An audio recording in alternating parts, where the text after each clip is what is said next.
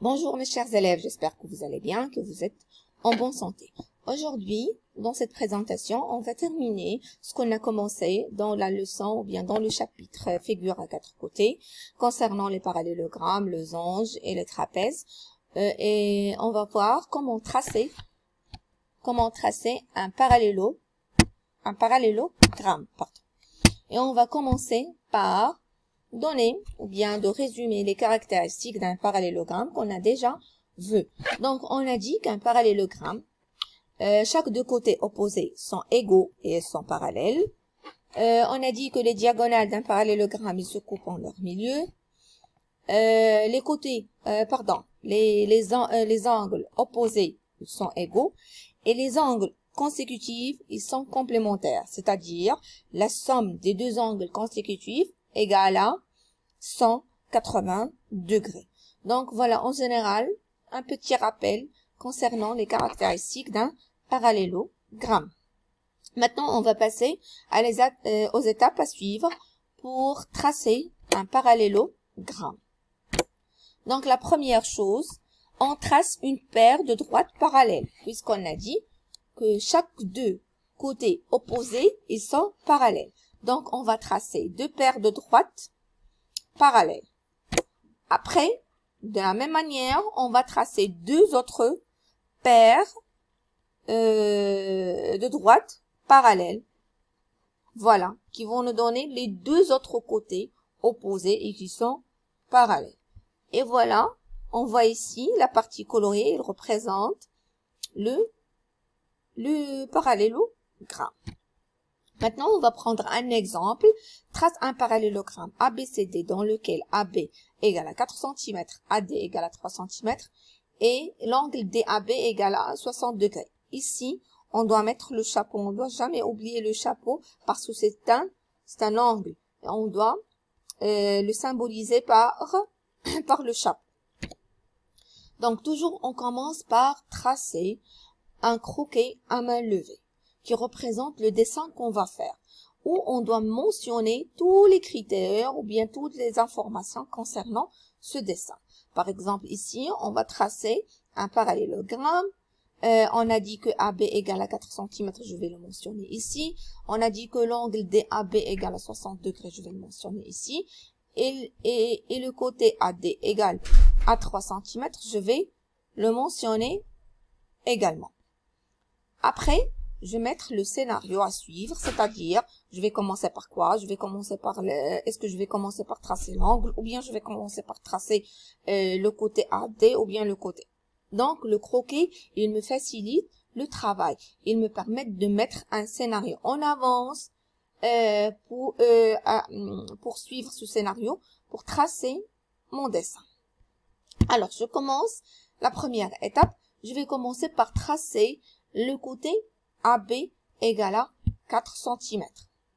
Après, je trace l'angle DAB qui mesure 60 degrés et en même temps, je mesure l'angle AD qui mesure 3 cm. Voilà. Maintenant, je passe étape 3. Qu'est-ce que je vais faire? Je vais tracer le côté BC qui est parallèle avec AD et qui mesure 3 cm.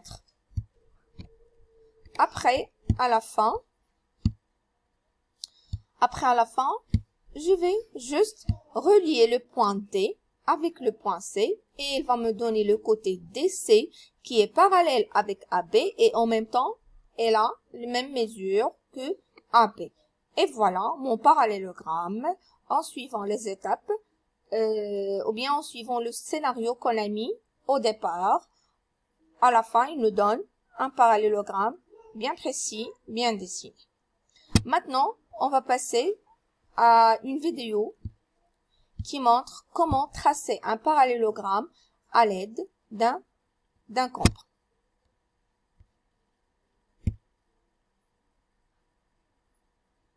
Voilà, je ne sais pas ce qui se passe ici. Voilà la vidéo. Comment tracer un parallélogramme avec un compas.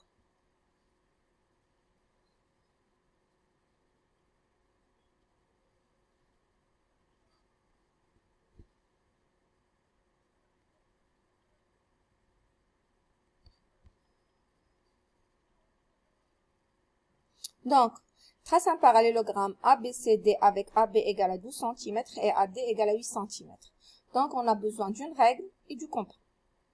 On va commencer par tracer le segment AB qui mesure 12 cm. Après, on va tracer le segment AD qui mesure 8 cm.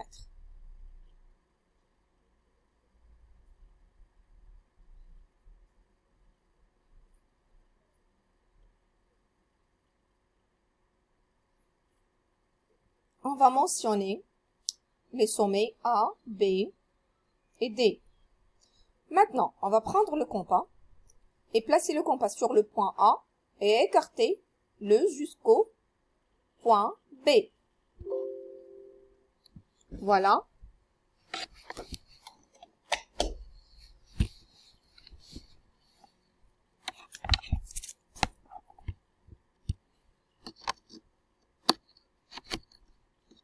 Après, on place ensuite le compas sur le point D et on trace un arc. On prend aussi le compas. Voilà, et le met sur le côté AD. On va refaire la même chose. On va tracer un arc. Et maintenant, on va relier D, le segment D, DC et BC avec l'intersection des deux arcs.